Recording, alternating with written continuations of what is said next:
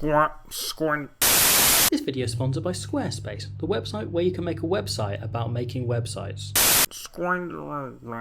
Something shifted in Cape Town this Saturday. Just a tiny bit of a shake, a sweat, a wobble as officials, directors and Razzies alike looked across to the Webb Ellis Trophy and wondered whether it was just lighting or the ribbons on it today looking pretty blue. Because after 3 years of building and battling and smashing sides in Paris, France finally put it all together to become the team I think we all feared they were gonna become as they obliterated the strong Scotland side in Edinburgh. It finished 6-2, 36 points to 17. But if Melvin Chaminade hadn't kicked like Melman the Giraffe, France could have been pushing 50. So how did France smash Scotland, and how concerned should both Scotland be with what happened on Saturday and all of us feel ahead of 2 more rounds and a World Cup firmly now on the horizon? Seeing Fabien Galtier's France totally dismantle sides with a blend of subtlety and strength that resembles a gorilla making a souffle is nothing new, but this is the first time we've seen them take their circus on the road. This France have beaten Wales in Cardiff, Ireland and Dublin, but they did them both in schlocky fashion, grinding out the game with a handful of impressive moments before almost blowing it against side not playing particularly well in both cases, never giving us the full destructive roadshow the crowd was secretly hoping to see. On Saturday, however, we saw the full awesome destructive force of France from the off, like the circus elephant trampling on a tiny tartan wasp.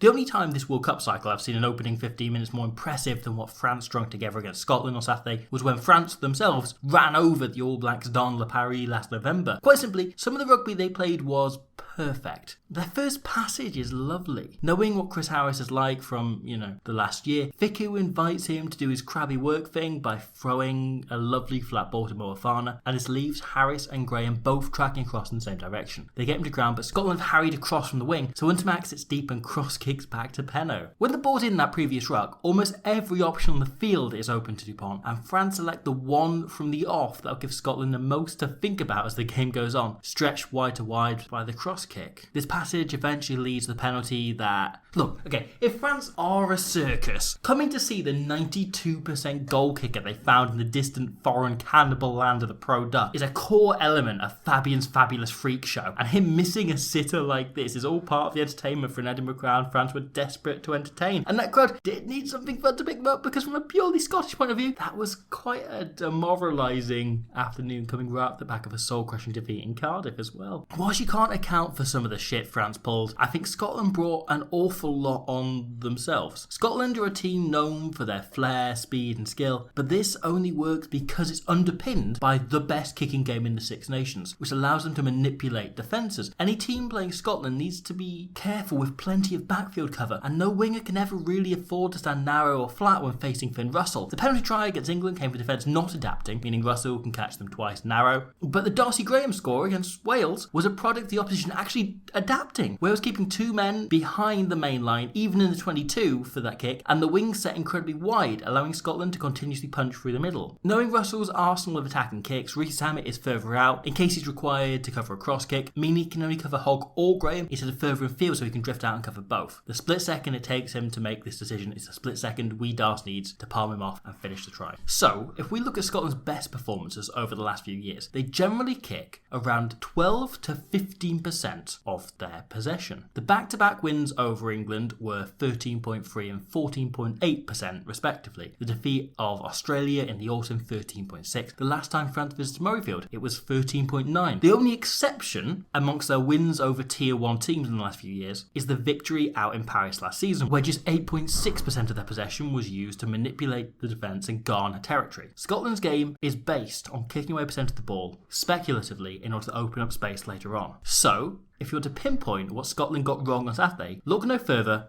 than this one statistic. This weekend, Scotland kicked just 3.4% of their ball. Even Joe Schmitz-Ireland and Rob Baxter's Exeter Chiefs, the most nakedly keep ball teams of the modern era, kick around 6% and 10% of their possession respectively. A Scotland that doesn't kick is a Scotland without half of their arsenal, and one that's so much easier to defend. France were able to fly up and risk big shots. Dupont could spend his time in the main line and Penno be as aggressive as he liked in defence. I'd say Scotland shot themselves in the foot, but that would actually be the only reasonable explanation as to why they were so reluctant to put the ball on their boot. But the worst bit is, this wasn't their starting tactic. Scotland began the game playing their usual kicking game here. Hogg and Russell playing havoc with the French backfield, leading to this really smart kick. Scotland had pulled the entire back three out of position through their kicking, so Dupont joins his rugby wife Untermack at the back. Russell notices Dupont has turned his back, he's not even looking, and so stabs for a brilliant kick to exploit the space he should be covering, with the tiny tartan titan Darcy Graham chasing hard. If this kick sits up 6 or 7 metres earlier, Graham regathers and it's a try-scoring opportunity. As it is, the kick is ever so slightly too long, and it allows Dupont to regather once he's turned around and begin doing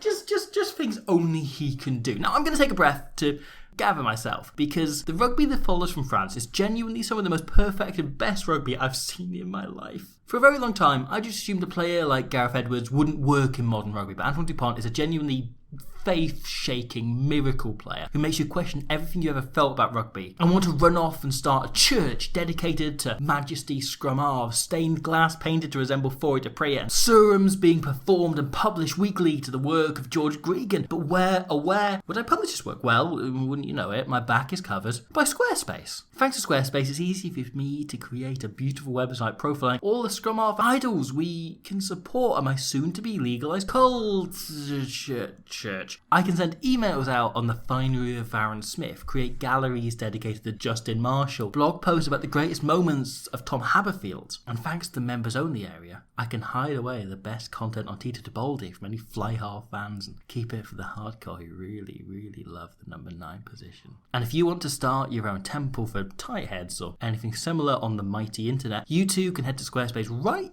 this second, right now, and use the link in the description and the offer code SquidRugby to get money off your cool website. Okay, we gathered ourselves. We back. Are we ready? Because I don't know about you, I need at the moment, because Russell steps through this kick and Antoine Dupont regathers and just does things that no reasonably or believably human rugby player could ever do. He bumps off his opposite numbers, but the other players are understandably used to this kind of thing, so their response is the pitch-perfect ideal response you'd want to any free climb break. Cameron Wokey doesn't get drawn in by the break. Instead, he sets up for the next phase, getting himself positioned ready to slide into a 1-3-3-1, meaning the French pack are able to set shape around him before Dupont had even hit the deck. As such, the Scottish defence can't scramble around the ruck, as they usually would, just filling this area, because they need to watch Wokey and the other forwards, meaning there's a big hole here which Cyril Bai hits perfectly. Bai comes from behind Wokey, hidden from sight before thundering through. This is all made possible by Anthony Jelonch. Whilst other players look to get in support for a pass or the next phase, Jelonch lines himself up straight behind Dupont at all times, meaning he can clear out directly and generate a one-man, 1-second ruck. Thicko is the closest man, so he plays scrum half, knowing the job is easy since the pack is already setting. Next phase, Aldrit does the same job as Jelonch. Him and Gilchrist taking each other out, meaning Wokey rushes in to prevent Price entering for the ball. Once again, the ruck is just 1 second, and the French pack even better set. This is a superb pass from the base by Thicko. Jelonch's line, meaning Schumann has to watch both him and Marchand instead of being able to double team the hooker, meaning Marchand can crash through the tackle and offload to Willem to score a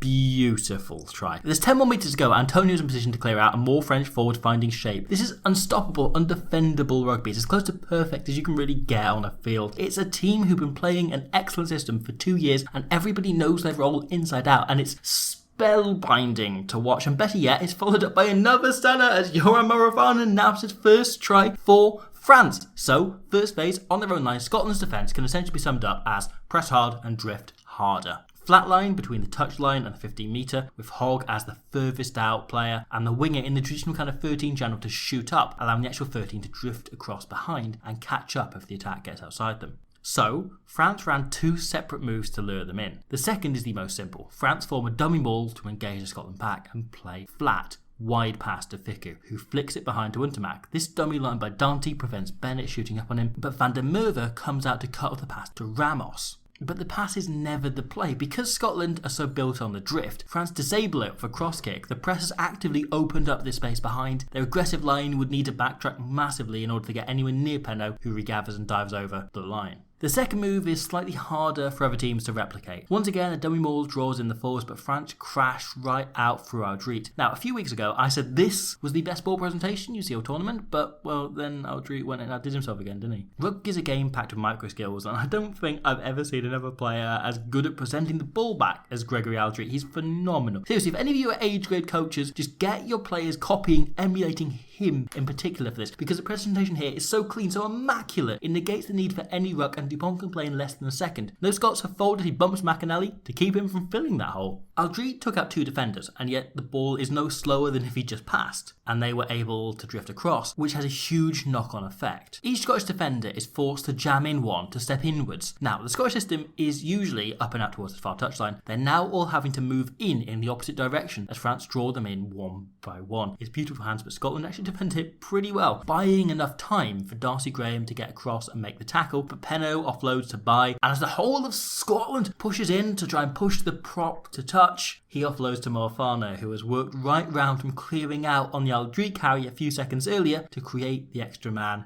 and finish the try. It's so efficient, so skillful, it becomes simple and it's really nice, beautiful rugby, and it leaves Scotland in shock and awe. Townsend's team started off with good intentions of playing their own beautiful game, but after 2 tries conceded and 1 smart kick backfiring by the execution being off by, let's say 8 to 9%, they stopped playing their own game. Instead, Scotland, and let's be honest, Finn Russell in particular, started trying to force things, not insane passes that if they come off would require a long TMO review from the Vatican to check if they were indeed a miracle, but phase play. Scotland kept hold of the ball they usually kick, and it made things super easy for France. This isn't a hospital pass to Tuipulotu, but it's slightly suicidal.